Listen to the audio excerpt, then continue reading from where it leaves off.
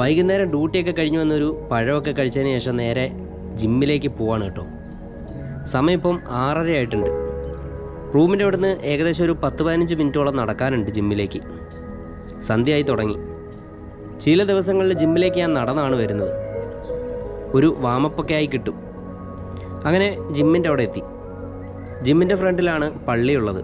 ആ സമയത്ത് ബാങ്ക് കൊടുത്തായിരുന്നു. അങ്ങനെ പള്ളി കയറി നമസ്കാരമൊക്കെ കഴിഞ്ഞ് നേരെ തിരിച്ച് ജിമ്മിലേക്കെത്തി.